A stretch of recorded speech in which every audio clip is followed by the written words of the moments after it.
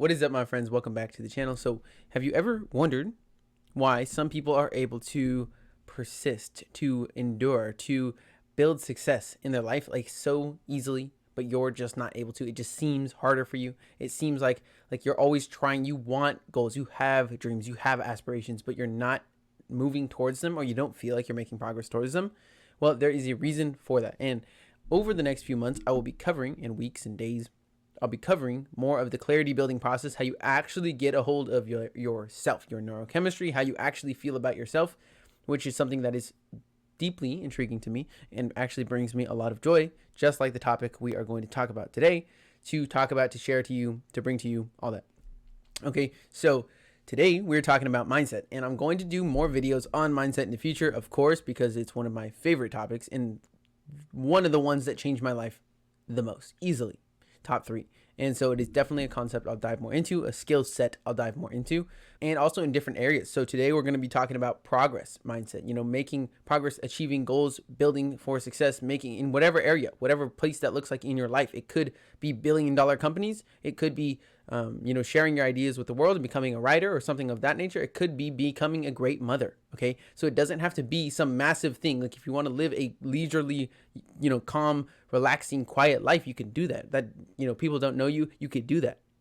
Okay. And you could still build for mastery. You could still build skills. You could still become progressive in your life and feel that sense of progress, the sense of ease, that confidence that comes with knowing what you want, building for it, creating it, and doing it out of your mind, like creating it years prior to actually having it, before people see you for it, before the market recognizes you as it, right? Like you have to construct that picture, that life in your mind way before, and then pursue it every day. How do you do that? How do you continue to persist through pain, through boring work, through hard work, all these different things? How do you keep moving forward?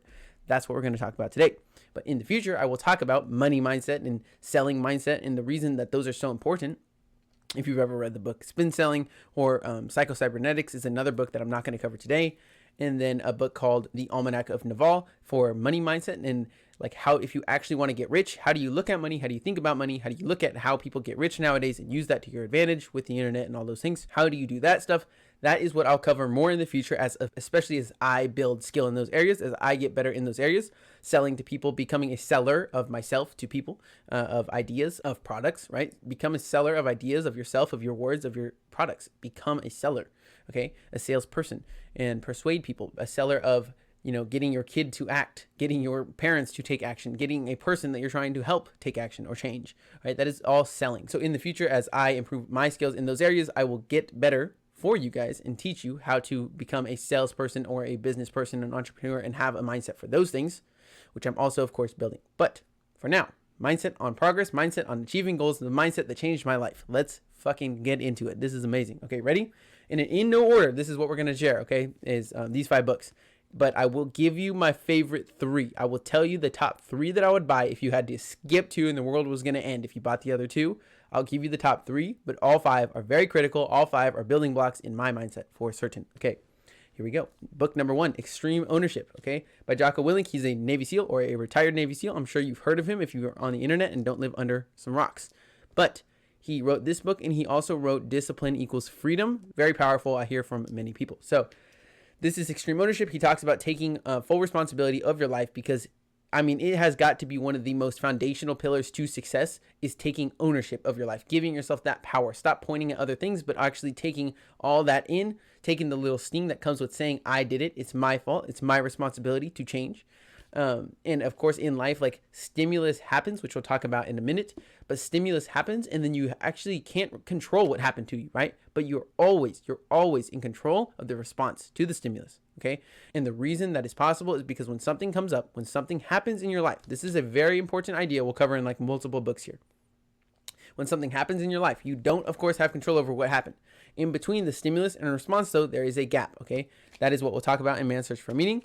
But there's a gap, and in that gap, you can insert a meaning, and that meaning is going to be how you perceive it, how you think about it, and how you act from there on out.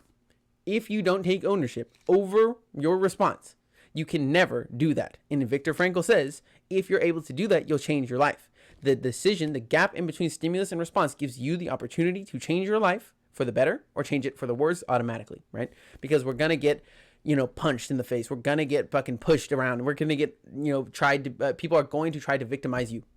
And if you don't say it's my fault, it's my responsibility to respond to this in a way that's empowering for me, that moves me towards my goals. If you don't do that, you will never do it. And because of that, it's always going to be someone else's fault, some other person, some institution, some inanimate object. It's going to be that thing's fault, and you have no power over your life, over change. And you want to do things that empower you. Don't do things that disempower you. Very simple rule. Okay. So extreme ownership, extremely important. It is very critical to success. This is in the top 3 for the books I would buy if you could only purchase 3. Okay. All right. Book number 2. We have Grit by Angela Duckworth. I don't know if you can see it. Good. Okay. So Angela Duckworth, she wrote the book Grit. It is the power of passion and perseverance. So what Angela talks about in this book is so fucking important. It's crazy. Okay. It's crazy. So she and Carol Dweck and, even Jocko Willink and Lisa Feldman Barrett and all these people, they are very, very, very renowned for their work that I'm showing you today. So the books that I'm showing you are very popular books in the world of psychology, in the world of success, okay? So she's a psychologist. She talks about the idea of, like, why do some people stick through things? Why do some people continue enduring? Why do some people continue to stick on their challenge, stick on their goal until they have that thing? And why do some stop out? And what is the difference between people that succeed and fail?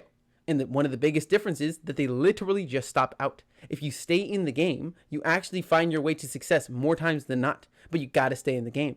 Most people stop out. They think they can't make it. The goal that they had in mind at the beginning of their journey ceases to exist. Like it doesn't look possible for them anymore. What they don't realize is grit allows you to continue moving on until you win. And so you need to be gritty.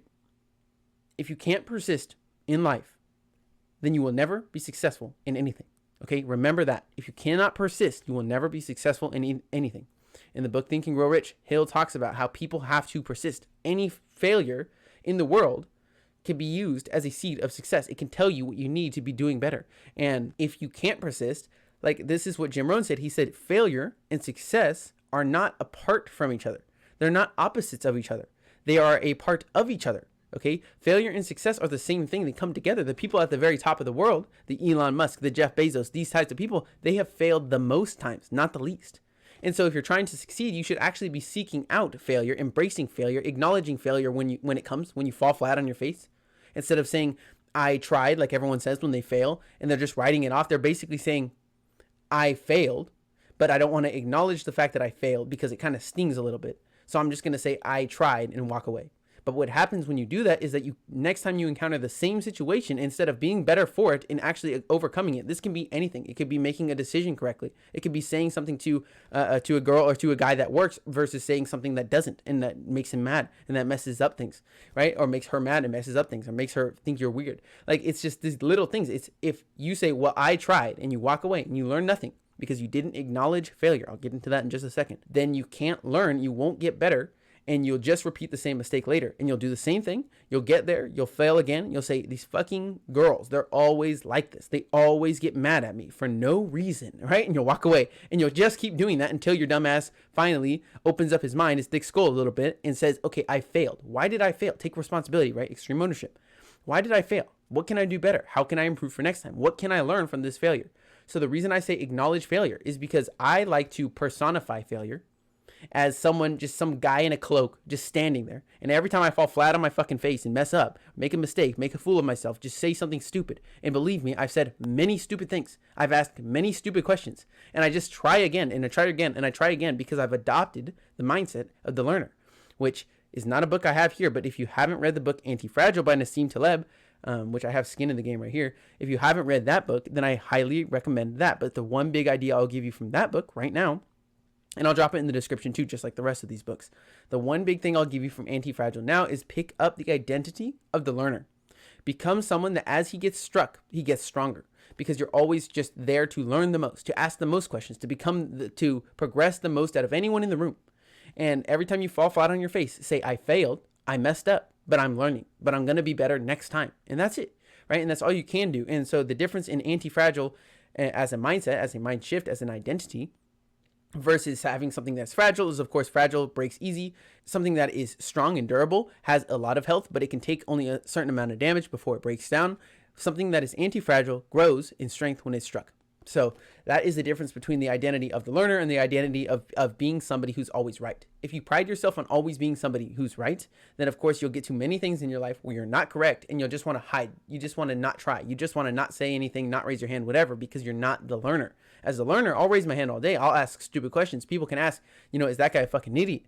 But at the end of the day, when I've asked 50 questions and they've asked one, I've 50x'd essentially their amount of learning they've done. And so identity of the learner, very powerful. You got to acknowledge failure because like I said earlier, how I personify failure, he's this guy in a cloak. The reason I say that is because if you acknowledge him, if you say, hey, failure, how did I fail?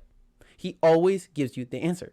Tom Bilyeu says, failure and your mistakes are the number one richest data source in the world if you're willing to acknowledge them, if you're willing to admit that you've made one. Okay, so ask failure every time and he'll give you the answer. But you have to ask. If you don't ask, if you don't acknowledge failure, he doesn't talk to you. And I wouldn't talk to you either if you didn't acknowledge me. And so that is why, of course, you need to walk up and say, hey, failure, how did I fail? What did I do? How could I do better next time? And you continue moving on like that. 1% increments every day. Keep getting better at each thing. Fail as you make mistakes on the way. Keep taking action each day. Grit, persevere, do the thing forever. And you just kind of you find your way. You build your way to success, essentially. And so in the book Grit, she of course talks about a couple big ideas too, like how talent, which goes well with mindset, is not the skill you're born with. It is the rate at which you learn. And so you can be talented at things and get, passed by other people who love them more. And you can be not talented at things. And as a matter of fact, you will be not talented at many things you want to get good at. And you can still get extremely good at it because you just keep playing. You just keep going.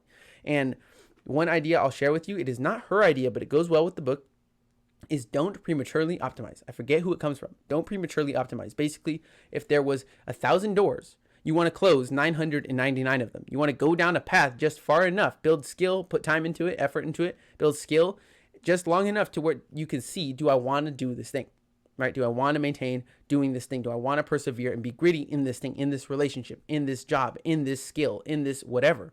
And so the idea of don't prematurely optimize just means to try many things. If you're in your 20s, try many things, say yes to everything. If you're in your 30s, say maybe to more things and no to less things, right? Like try more things.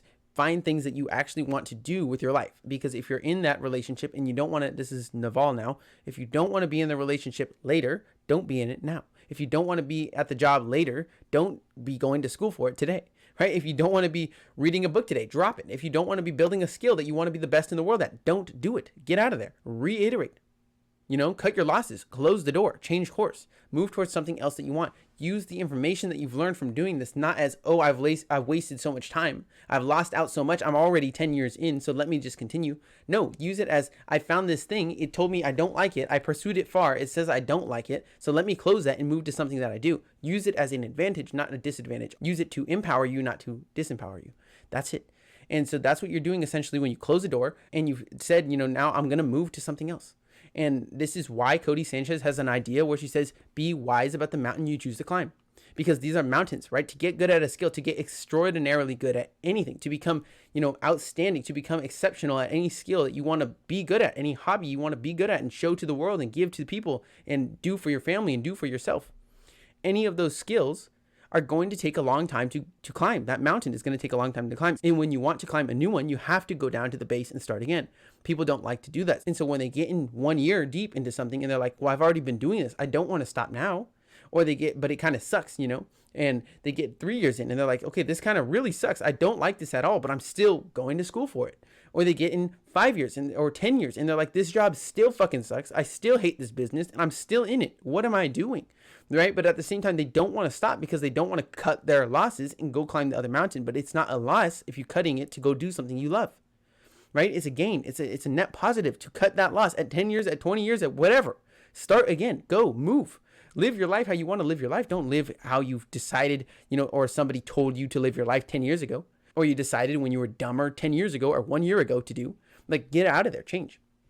So don't prematurely optimize. Try many things is the idea that Angela Duckworth actually puts forward in Grit. She says to basically try, 100 things, but then find those 3, find that 2, find that one that you really want to do and go deep into it. And so that's what you want to do. Don't prematurely optimize. Don't become someone who's just doing something because you started it 10 years ago, but also find things that you can stick to for 10 years or 20 years or 30 years. Ask yourself before you get into a skill or as you're into a skill, building mastery, building some skill, putting some time and effort into it, some energy into it. Ask yourself, would I want to be the best in the world at this thing? Or like, if I could fail, and I might, if I could fail forever at this thing, would I still want to be doing it? For me, studying mindset, if I could suck forever, if no one ever could hear my message, but I could build my own mindset all the time from my own books, would I still do it? I'd still do it. And if I played the game of business forever and I only made a few $1,000,000 a year and I never made it to making billions of dollars a year, would I still play the game of business? Yes, I would. The answer is yes. And so you want to find skills that you can take to the top, that you want to do forever. You might not do them forever, but the point is you're asking yourself, would I want to do this a long time? Would I want to be a coach? Would I want to be a sales trainer? Would I want to be a teacher or a writer or a thinker or an entrepreneur or a problem solver? Like, do I want to be those things at the highest levels for a long, long time? And if I do, let's continue on until the day comes where I'm like, wait, I don't. Drop it, move, close the door. So that's those ones. And so that is Grit by Angela Duckworth, and a fantastic book and absolutely essential, I think, critical. And I would add it to the top 3. And the 4th book I cover is also going to be in the top 3 if I had to remove 2. But again, I would use all 5 of these. If I could give them to every single person in the world, I would give them all 5. So with that, let's get into book number 3. These ones I'll keep brief. I'll keep them quick. Okay. So here we go. And so this is How Emotions Are Made by Lisa Feldman Barrett. So this book, she's a neuroscientist, and she talks about how emotions are actually created in your brain, and how your brain is essentially in a vat, in a dark place in your skull. It never sees light, it never sees day, it never sees anything out here, not even me right now on this video. But it, through electricity, in the case of your eyes, sends signals to your mind, to your brain, The brain interprets what you're seeing. It projects what you're seeing, this reality. It also interprets the thing that you're feeling. So when an emotion comes up, your brain actually doesn't know what is causing that thing. It doesn't know like someone's doing something to you. It just knows something's happening. Pain's here, or I'm sad, or I'm feeling uneasy. I'm feeling anxiety. I'm feeling some way. And what Lisa Barrett says is that when emotions come up, you actually assign meaning to them, right? And so this goes really well with Man's Search for Meaning, which we'll cover in a second. And but she says that you assign meaning to the emotion. So when I feel, in the case of going on stage or going to hit record on a video, and I feel this anxiety come up, or I'm going to go speak in front of people or share something, whatever, and I feel this sense of anxiety, or all these nerves come up, then I choose to assign meaning to it, saying, oh, I feel these nerves. I'm anxious. I'm going to mess up. I'm going to fuck this up. I'm going to be a disaster up there. I'm going to be crazy. I'm going to say wrong words. I'm going to make a fool of myself. All these things come in, and all my thoughts go wild, and they flood me, and they just ruin my performance, and I have to run away, or I have an anxiety attack. That is radically different than if those same nerves come up, and this is me, by the way. I actually tell myself, oh, my nerves are kind of moving. Like, I feel kind of weird right now. And my nerves, I'm like, my anxiety type feelings are coming up, but they're actually not anxiety at all. It's just me preparing to go get excited, to go jump around and have high energy on stage in front of people, bring the best I can, give the best information, the best performance I could possibly give, right? That is actually a meaning I decided to change. I used to do the other thing. I used to do the first meaning when I would feel that. Now I changed it. And every time that I get nervous or whatever, I just call it that for what it is. I just assign meaning to it, and I chose that meaning, and I say that it's helping me go be excited and be energetic, and then it does. That's what I do, and that's as simple as it is. And so you assign meaning to the actual emotion that came up. Your brain is predicting what it could mean. And so your feelings are not truth, right? They're not objective truth, but people believe them, mistake them to be. And so you feel these nerves, and then you think it's anxiety, or you feel some weird way about somebody and you call them a liar, but they're like, I'm not even lying to you. But you're just assuming that I'm a liar because of something you learned, or something you thought, something you distilled down, and it's just not true. And so they actually can drive you absolutely crazy if you don't get your emotions under control and you don't master assigning meaning to that gap, okay? And so that is the next book we're going to talk about, is Man's Search for Meaning. So the big ideas from this book, Man's Search for Meaning, is that, so essentially Viktor Frankl was a neuroscientist, and he was held in concentration camps during the Holocaust, in 7 different concentration camps, I believe. And he was in Auschwitz, and his family was killed and shot in front of him and all this crazy shit. And so he talks about emotions. He talks about meaning. If you've ever read or heard of the book Start With Why by Simon Sinek, that is essentially where I believe the idea came from, to start with why. Why are you doing this, right? And the why keeps you going through hard times. And how do you know that? Because in the book, Viktor Frankl tells of a story of basically they were able to predict when people were going to die within 72 hours of that person dying. Why? Because when it would happen, what would happen is people would lose their meaning to live. They would hear their girlfriend died, their wife died, their kids were killed, whatever. They would lose their meaning to live. And when they announced, another prisoner in the camp announced that they had no meaning anymore, and they don't want to live anymore, and they have no reason to try hard anymore, they would know that they were going to die. And then, of course, inevitably within 72 hours, they would drop dead.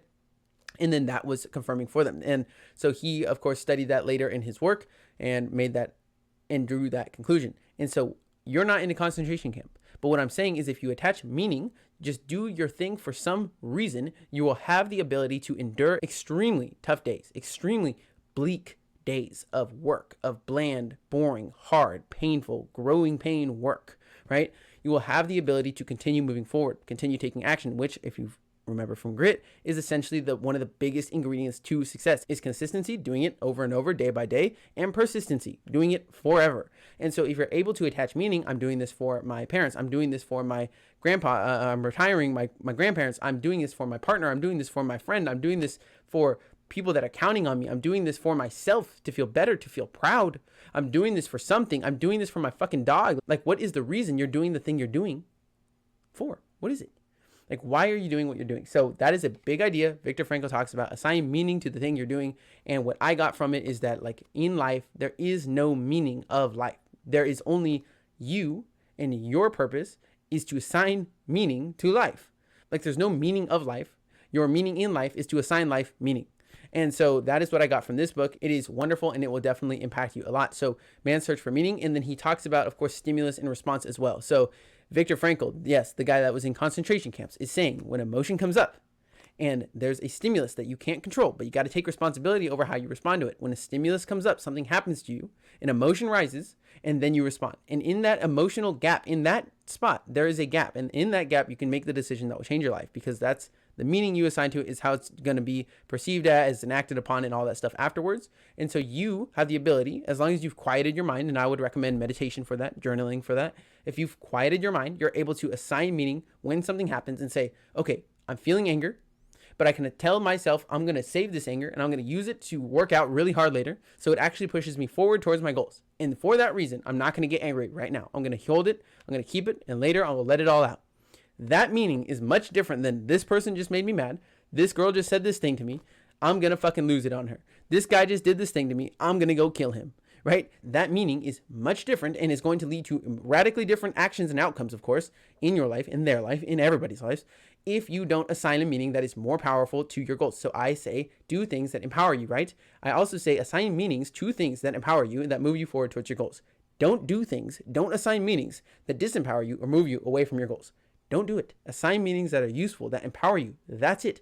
When something happens, this is Tony Robbins. Instead of something happening to you, allow it to happen for you. Why do you let it happen for you? Because you have to decide that things are happening for you so that you're able to have power. Like for example, this is something stupid. Like I tested this to its deepest, stupidest extent when I said, okay, if I can make anything for me, according to Tony, and it can empower me. Then at one time I was in my car and I'm eating a salad. And then I literally like jolted, like I have a muscle spasm or something. I throw the salad on me. It falls on me. I'm like, well, holy shit, that was crazy. For no reason. I just wasted my whole food. And then like I wanted to say like, that's annoying. The salad's annoying. Why did the bowl fall? All this different stuff. But I'm like, well, gravity was not going to change. And like, I'm the one that moved. Like, and I'm the one that decided to sit in my car. So I'm like, wow, this is crazy. Even reframing how a salad is for me is empowering me to change, to be better for next time. I'll never eat a salad in my car again. I'll never move like that, like on all these other things, right? And not only that, but I literally changed it to how is this salad happening for me? Well, now I'll never, if I'm in a nicer car, I'll never spill my salad again. Or I'll never spill another food in a nicer car because I won't be sitting like I was sitting. And so just changing the simple reframe of changing things happening to you to for you unlocks a massive potential pocket of power for you to change things, to be better and all those things. So that is Man's Search for Meaning. Amazing book. We're almost finished here, guys. So this is a longer video, but I really wanted to share these today because these books literally changed my life. I mean, I was before this not doing anything, very lost, very confused, very mad, very sad, very depressed. I would write down at my desk, literally in my own room, just by myself, I'm lost, I'm confused, what am I doing here? I'm lost, I'm confused, what am I doing here? And I would even ask my own mom, what are we doing here? Why am I just alive to play games and sit around? And like, that's all I knew how to do. And so that's all I would do is stuff like that and, you know, some other bland ass shit. And I literally thought I was like the most uninteresting person in the world to myself. I was weird. I was awkward. I was confused. I'm like, what the fuck is going on? These books changed that for me, along with many other things, which I'll teach you, of course, over the next days, weeks, months, and years, hopefully. So that is what I'm going to be sharing with you guys, is how I built life clarity, how I got the fuck out of that hole. Because I'm not some genius, I'm not some smart person, whatever. Dude, I just read, I learned, I implemented knowledge, I learned from the best people in the world, I studied the best people in the world. I decided very early, or on my journey, very early on my journey, say a year and a half ago, I decided what I wanted, and I just started moving forward. Tony Robbins says, start with the what, the why, and the how will figure itself out. Don't start with how, because if you knew how, you would already have done it. So what are you wanting? What do you want in your life? What do you want to be living? What do you want to look like? What do you want to sound like? What do you want to feel like? What life do you want to live? How much does it cost? What are you doing? What skills do you have? What values do you have? What are your friends like? Who are you with? Where are you? How much does it cost? Define all that shit.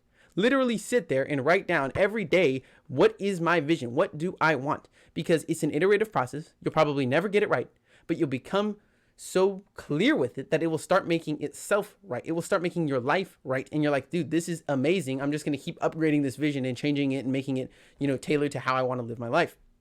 And it's amazing. It's one of the best processes I've ever went through. And creating a vision and pursuing it with skill building and all these things was something I had never, ever, ever heard of or entertained, coming from middle class, lower class, whatever. It just doesn't occur to anyone down there that might be a thing, that maybe we should go read books with that big library that they build in every fucking city, but that we all don't go to, that has a free card. You can't even beat free, and people won't even read information when it's free. It's ridiculous. So until I started studying successful people, I never knew of those ideas. And those are the things I want to share with you on this channel. And so that's what I'll be doing. And I'll be changing you if you want to follow along and learn with me. And right now I'm on a mission to change. Somehow this is just a mission I came up with to help 1,000 people help 1,000 people. Whether it's through self-improvement, through online business, through clarity in life, through building skills and serving others, whatever. I'm going to help you with all that, finding fulfillment, building fulfillment in your life, which I believe you do, is you build fulfillment, you build love, you build passion, you build all these things, right? You build purpose, you assign purpose. I don't think you're given any of it. So that's the way I decided to believe and move forward on my life thus far. And it's worked well. I'm always open to changing it and to upgrading my own belief system and stuff like that. But that's what I have so far. That's what I'll be sharing with you guys over the next, like I said, weeks, months, years, all that stuff. So you can follow along if any of that sounds interesting to you. Okay. Final book, the most foundational book I have ever read in my life. And that is a big claim, because since last year, or since, like I said, a year and a half ago, I've read like 50 something books, probably more. I don't know. I just keep reading like a fucking maniac, keep taking action. It's just fun. It's just what I like to do. I don't like partying. I don't like doing all this shit. I just don't care. Right? It's not that I don't like those things, because like people try to, well, I like alcohol. It's like, no, motherfucker, we know you like alcohol. That is not the argument you're trying to have. It's like, is life more fun drunk out of my fucking ass, or is life more fun not? I don't know. It's probably more fun to your monkey ass brain when you're drunk off your ass. So it's not that I don't like those things. It's that the downsides outweigh the upsides massively. And the downsides to reading are so small, and the upside is so unlimited and astronomical that I just can't fathom switching from like my daily habits, from reading to drinking or watching Netflix. It's like the downsides are so big on those things, especially like drinking. But like you could still say the downsides of watching Netflix, and there still is trade-offs, by the way. I don't get to make friends as much and stuff like that. Like there's trade-offs. It's just the trade-offs are so fucking amazing with like reading compared to Netflix, watching 40 hours of Netflix every 3 days and drinking every other weekend or every weekend. The downsides of those things are so massive. The upside's so small to me. Versus reading, the upside is absolutely gigantic, and the downsides are almost nothing to read a book, minus your time. But like, your time is very important, but it's only important if you put it into high quality inputs that create high quality outputs. Drinking, you got nothing to show for it on year 5. Reading, you got everything to show for it, and it completely changed life and mind and all that stuff by year 5. So choose wisely, I guess. Mindset, the most foundational book I've ever read in my life. The reason I say that and can make that claim confidently is because, dude, if you read this book, I promise you, you can take on any of the other challenges, any of the other goals, any of the other things you want to in your life, skills you want to in your life. You can challenge them. You can take them on. You can build them. You can go for them, all that. And if you read this book first and then read the other 4 books that I showed you today, you will change your fucking life for one. Okay? Promise. If you read those 5 books and you apply the information you learn to your life and it doesn't change for the better, come find me. I'll buy all 5 books off you. I'll give you a fucking handshake and I'll go give them to someone else, because they are absurdity. These are some of the best people in the world. Like I said, renowned knowledge in their fields is these books. And quite frankly, if you don't apply them and get results from them, it is the user, not the actual information. just like most business models, right? Most business models work perfectly fine. It's the entrepreneur that's actually the linchpin there. So shout out Seth Godin, by the way, for Linchpin. Amazing book. So anyways, mindset. So she talks about mostly the growth and fixed mindset in the book. She's basically talking about how some people believe their skills, their personality traits, and their intelligence are fixed traits. That was old me. I was the epitome of the fixed mindset. I mean, it's not even a joke how much of the fixed mindset I believed in at the time. And it's really, you have no prior knowledge or anything as a child. So when you adopt the fixed mindset and you believe now your skills, your intelligence, and your traits are fixed, you just decide that based off of what you've learned, what people have told you, what you've seen, what you've been shown, and what you've interpreted from your interactions. You just distill down or deter down that yes, your skills and all those things are fixed. Like if someone says you're not good at that, you're just, okay, I'm not good at that. Or if you're good at that, you're great at that. And then it's like, okay, I'm good at that and I'm great at that. Like I'm going to live good at this. I'm going to die good at this. That's it. I was born good at this and that's it. Of course, that's how nothing works.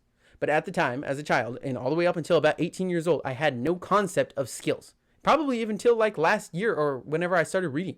Like I had no concept of skills. I didn't know you could build skill. I didn't even know what a skill was. And a skill, I just define it as something that provides you utility. It allows you to literally do something you couldn't do before. And that was from like Tom Bilyeu, I think. And that definition has served me well because I decided to say the more skill you can build, the more utility you have, the more utility you have, the more power you have. And to the extent that you can raise your power is to the extent you can change things that move you forward towards your goals. So you can change things in the direction of your goals is basically what skill building does. This book unlocks skill building for you. This book unlocks your mind to allow you to know I can build anything. I can do anything. All skills that people have were built so I can build any skill. All knowledge that people have was learned so I can learn any knowledge. That's it. And so that's what this book does for you. The growth mindset is you believing your skills, your intelligence, and your personality traits are malleable, they're changeable, they're upgradable, all that stuff. It's fucking amazing. If you read this book, you can read any of the other 4 and 5 or however many I've recommended in this video, and they will apply to you a lot more. You won't just read them and think, no, that works for them, but it won't work for me. Or that skill sounds cool, but I couldn't do that.